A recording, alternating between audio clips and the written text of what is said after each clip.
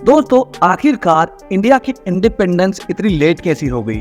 बहुत लोग जानते हैं कि इंडिपेंडेंस 100 साल पहले ही मिल जाती आजादी के, लेकिन फिर भी 100 साल क्यों लग गए ये समझने में ही कि हम गुलाम हैं और हमें आजादी चाहिए।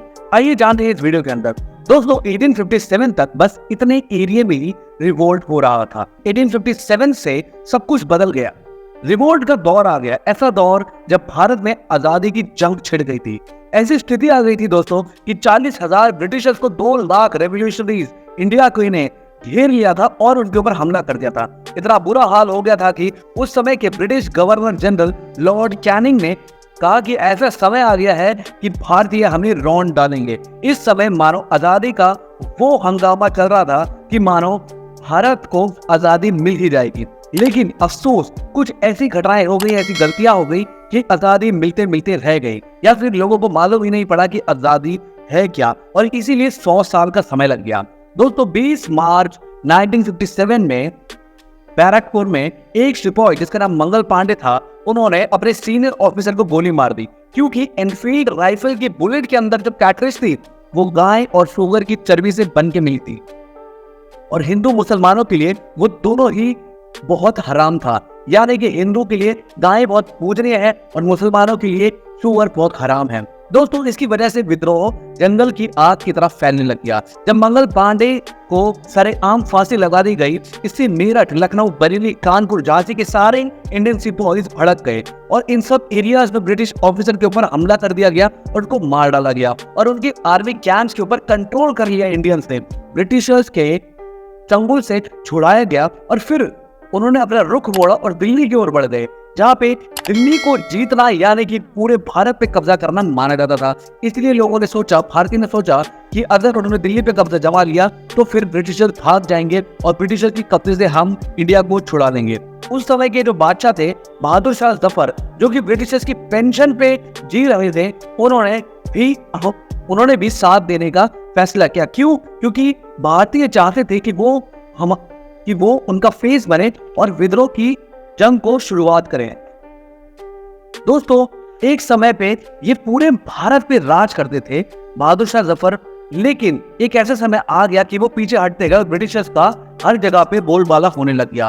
70,000 की सेना लाल किले में एंटर कर गई। भारतीय सेना जो रेवोल्यूशनरीज थे वो एंटर कर गई और उन्होंने खुद बहादुर शाह जफर को कहा कि हम चाहते हैं आप हमारा फेस बने और आपके नेतृत्व में हम जंग लें और ब्रिटिशर्स को यहाँ से भाग निकाले।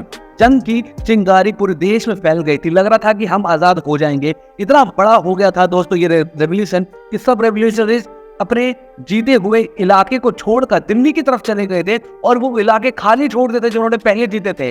सिविलियन सोल्जर्स के भरोसे छोड़ के आ गए थे और दोस्तों ब्रिटिशर्स ने इसी का ही फायदा उठाया, और क्योंकि वो सिविलियन थे उनके ऊपर हमला करना, उनको मार गिराना बहुत आसान था और ब्रिटिशर्स ने उन सारे एरियाज में फिर से अपना कब्जा जमा लिया, क्योंकि most of the army man जो थे, जो कि इंडियन रेवोल्यूशनरीज थे, वो दिल्ली के अंदर जा बसे थे दोस्तों। और एक बहुत बड़ी चीज हुई उस समय में, इसको चपाती मूवमेंट बोला गया। ऐसा हुआ कि एक रोटी पास की गई एक सोल्जर को और उसको एक ओरल मैसेज दिया गया बोलकर कि और रोटियां बना के आगे पास करो। और दोस्तों, देखते ही देखते ये चपाती मूवमेंट जो था 200 से 300 किलोमीटर दूर तक फैल गया और 6-7 महीने तक बस चपातियां फैलती ही रही। लेकिन अफसोस, चपाती फैली तो सही, कई लोगों तक गया तो सही। इंडियन ने शायद ये सोचा कि जैसे ब्रिटिशर्स अपने टेलीग्राफ के जरिए कम्युनिकेट कर रहे हैं, हम चपाती के जरिए कम्युनिकेट किए, लेकिन कम्युनिकेशन हुआ, बहुत बेहतरीन हुआ। ये चपाती बहुत किलोमीटर तक, 200-300 किलोमीटर तक फैली और 7-8 महीने तक चलता रहा। लेकिन अफसोस, उसका कुछ रिजल्ट नहीं निकल के आया। इसमें रोक लगाने के लिए तब की governor general Lord Charles Canning ने एक अच्छा समय निकाला, और इस समय में जब ये रोटियां बांट रहे थे तब उन्होंने क्या किया, जो भी सेना क्रीमिया वॉर या चाइनीज वॉर से वापस आई थी उसे वापस दिल्ली में लगा दिया, ताकि दिल्ली पर फिर से वो एक स्ट्रॉन्ग होल्ड हासिल कर लें। और बाकी जगह पर पंजाब और गोरखा रेजिमेंट को भेज दिया गया, जिन्होंने वहां पे अपने ही इंडियन भाइयों पे हमला करके उन्हें मार गिराया।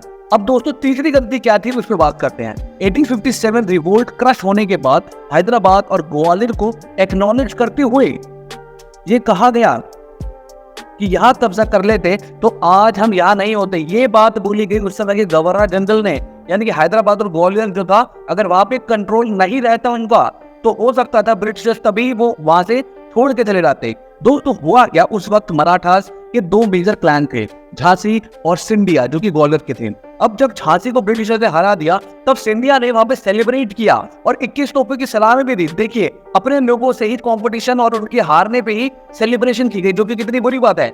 और निजाम ऑफ हैदराबाद जो थे वो ब्रिटिश से साउथ इंडिया को बचा रहे थे, यानी कि वो नहीं चाहते थे उसके नीचे जाए, वो उसको अपनी एक बफर स्टॉक की तरह यूज करते साउथ इंडिया को। इसलिए देखा जाए तो रिजल्टेंट कभी भी मद्रास के अंदर कोई भी ऐसा रिवोल्ट रेवोल्यूशन हुआ ही नहीं, क्योंकि बीच में हैदराबाद, निजाम ऑफ हैदराबाद ने बहुत स्ट्रॉन्ग होल्ड बना रखा था। सारी प्रिंसली स्टेट्स जो थी आपस में लड़ रही थी और अपना फायदा देख रही थी। और नाना साहेब पेशवा ने सोचा कि रशिया से मदद लेती जाए, लेकिन 1854 में क्रिमियन वॉर में 8 लाख सैनिक थे रशिया के पास, लेकिन बचे 5 लाख सोल्जर ही। इसीलिए उन्होंने साफ मना कर दिया कि हम कुछ नहीं कर पाएंगे, हम खुद ही लड़ रहे हैं, परेशान हैं। पंजाब और गोरखा रेजिमेंट जो अपने ही भाइयों पर अटैक कर रही थी, ये कुछ 3 मेजर गलतियां थी दोस्तों। अगर ये नहीं हुई होती तो शायद हम तभी आजाद हो जाते 1957 में ही। और दोस्तों प्रिंसली स्टेट्स जो कि अपने ही लोगों से लड़ रहे थे, अपने में ही कंपटीशन कर रहे थे, ब्रिटिशर्स समझ गए कि यहाँ पे एकजुट नहीं है कोई भी, सब आपस में लड़ रहे हैं, इसलिए इन पे कंट्रोल करना बहुत आसान है। जब रिवोल्ट शुरू हुआ शुगर और गाय के मांस से, यानी हिंदू और मुसलमानों के बीच में लड़ाई से, वो समझ गए कि ये लोग अपने धर्म के लिए बहुत ज्यादा मानते हैं, अगर हम इनके धर्म को चोट पहुंचाएंगे तो आपस में ही लड़ने लग जाएंगे। तो उन्होंने क्या किया, उनको बांटना शुरू किया और अच्छी खासी सैलरी पर सोल्जर्स हायर करना शुरू किए गए, यानी कि बिना किसी कास्ट रिलीजन को देखे गए, बस उनकी एबिलिटीज के बेसिस पे उन्हें अपॉर्चुनिटीज दी और उनको अपने सोल्जर या रेजिमेंट में उन्हें भर्ती कर लिया। और तब बैकवर्ड कास्ट या फिर जो लोअर कास्ट थे या फिर कमजोर दल थे, उनको भी बहुत अच्छी अपॉर्चुनिटी मिली, क्योंकि उनको वैसे ही बहुत प्रताड़ित किया जाता था देश के अंदर। तो उन्होंने वो अच्छी नौकरी समझ के अच्छी सैलरी पे वो ब्रिटिशर्स के लिए काम करने लग गए। और तब से शुरू हुआ ब्रिटिशर्स का डिवाइड एंड रूल। उन्होंने एक और चीज की, ब्रिटिशर्स ने हिंदू टेम्पल्स जैसे बरेली, मुरादाबाद और बिजनौर जैसे इलाकों में मंदिरों के ऊपर से सैफरन फ्लैग हटा दिए और वहां पे हरा झंडा लगा दिया, जिससे सारे धर्म वाले हिंदू मुसलमान आपस में इनसिक्योर हो गए और आपस में लड़ने लग गए। सोल्जर्स पे रिस्ट्रिक्शन लगा दी, यानी कि हिंदू सोल्जर्स तिलक नहीं लगाएंगे, मुस्लिम सोल्जर बियर्ड नहीं रखेंगे, सिख सोल्जर टर्बन नहीं रखेंगे। और इंडियन रेवोल्यूशनरी को पता ही नहीं चला कि कौन साथ में है और कौन साथ नहीं, क्योंकि उनका हुलिया ही बदल दिया।